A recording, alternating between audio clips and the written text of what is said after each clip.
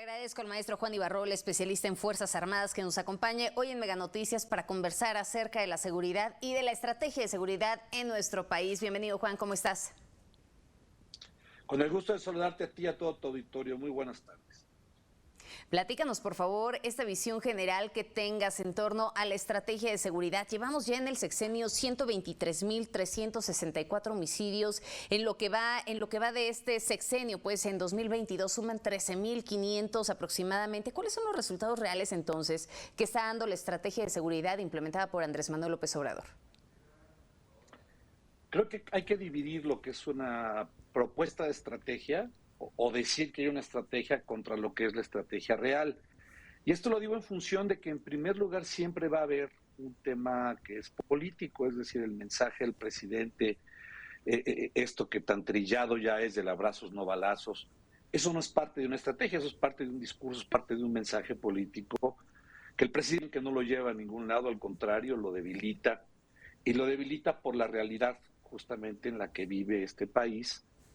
Lo debilita porque al final de cuentas tenemos una delincuencia que vive en impunidad. Sí, estamos teniendo ahí un problema de comunicación, Juan. Te escuchamos, decías que este discurso solamente debilita al presidente.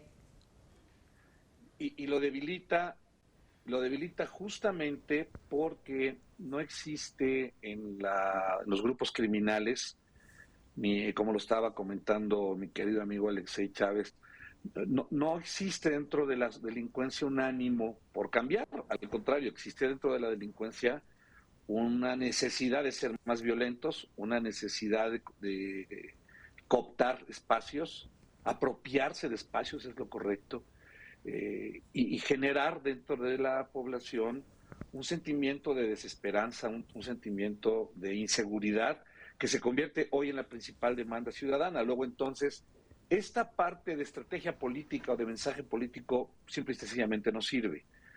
Hay otra realidad que es la estrategia que tienen que desarrollar, por ejemplo, Fuerzas Armadas, Guardia Nacional, quienes sí se enfrentan a situaciones como las que está viviendo este país. Es decir, se podría pensar que no están haciendo nada nuestros soldados, nuestros marinos o los guardias nacionales cuando es al revés. Tienen que enfrentar una gran cantidad de realidades, una gran cantidad de retos y amenazas en todo el país que van de la mano con lo que gobernadores, con lo que alcaldes pueden o no pueden hacer. Lo vimos ayer en el caso de Chiapas, esta entrevista que da el alcalde de San Cristóbal, que coincido, pues es lamentable porque dice que él no tiene la capacidad como alcalde, es decir, como primera respuesta de seguridad dentro del Estado mexicano, no tiene la capacidad para hacerlo, es decir, para enfrentarse con la delincuencia. Luego entonces tiene que llamar a la parte estatal, que tampoco puede, esto está aprobado, y de ahí llamar entonces a las fuerzas federales o las fuerzas armadas junto con Guardia Nacional para poder enfrentar los retos. Ahora, esto te sucede en Michoacán, en Chiapas, perdón, y al mismo tiempo sucede en Michoacán, y al mismo tiempo sucede en Guerrero, y al mismo tiempo sucede en Morelos, y al mismo tiempo sucede en una gran cantidad de partes de estados de la República, donde, insisto, choca entonces este mensaje que se vuelve político, no estratégico, no hay una estrategia que el presidente nos haya planteado más que ese mensaje, que insisto, ya es débil, ya es completamente anacrónico para lo que la realidad le da, y digo anacrónico para el inicio de su sexenio, es decir, ya no puede culpar efectos del pasado. Juan, dime una cosa y vámonos directo al grano. ¿Ves alianzas de pronto entre el crimen organizado y el gobierno, ya sea el federal o los estatales? Porque, a ver, si hay algo que ha sido sumamente criticado hacia el gobierno federal, pues es la actitud que ha tenido el presidente de pronto hacia los grupos armados, diciendo que bueno, se le tiene que respetar la vida también a los delincuentes porque son seres humanos, el saludo a la mamá del Chapo, la liberación de Ovidio Guzmán, la participación del crimen organizado en las elecciones pasadas, en fin. Siendo directos, ¿ves alianzas en este sentido?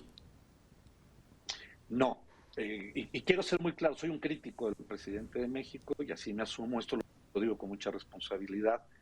Creo que este país no lo gobierna una persona, conozco o que no entienda que no puede existir una alianza, un acuerdo, una negociación con grupos criminales, sobre todo con un grupo como el Cártel de Sinaloa, que es tan poderoso. ¿Por qué razón? Porque finalmente los grupos criminales, los líderes criminales, en ninguna parte del mundo cumplen con sus acuerdos.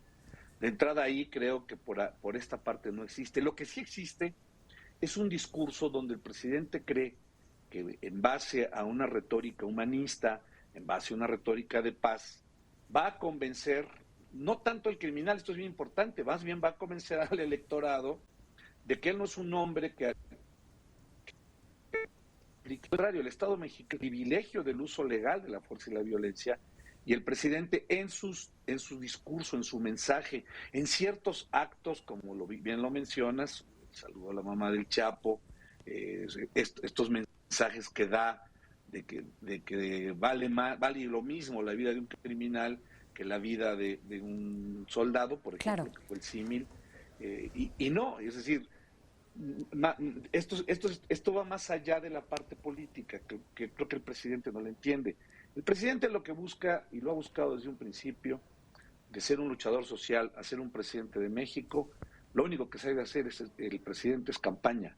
Y en esta campaña no puede Sí, darse por el lujo supuesto. de quedar como un violento. A ver, ahora No dime puede una darse cosa. ese lujo. Hace un momento platicamos con Alexei acerca del trabajo que está haciendo el ejército en las calles, ¿no? Y tú también nos decías, a ver, hay otra estrategia, que es la estrategia que está detrás, que es la estrategia que involucra directamente a las Fuerzas Armadas. Pero hoy vemos una militarización del país, o vemos, mejor dicho, y permíteme corregir el término, vemos la presencia de elementos militares o de elementos de las Fuerzas Armadas en distintas tareas que deberían de corresponder a civiles. ¿No está restando esto la efectividad para que pues los cuerpos militares, las Fuerzas Armadas, se puedan realmente ocupar de la seguridad? Los estamos viendo en aeropuertos, los estamos viendo en aduanas, que por cierto, en el tema de las aduanas, ahí ha habido toda una controversia con este robo de 20 contenedores, cuando ya están bajo la administración también de la Marina, ¿no? Entonces, ¿qué me dices de todo esto? ¿No les está quitando efectividad a las Fuerzas Armadas el hecho de estar enfocados también en otras actividades, sobre todo de carácter civil?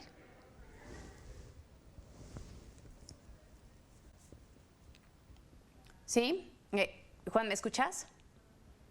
Sí, adelante, aquí estoy. Ya te tengo. En la realidad te no. decía que...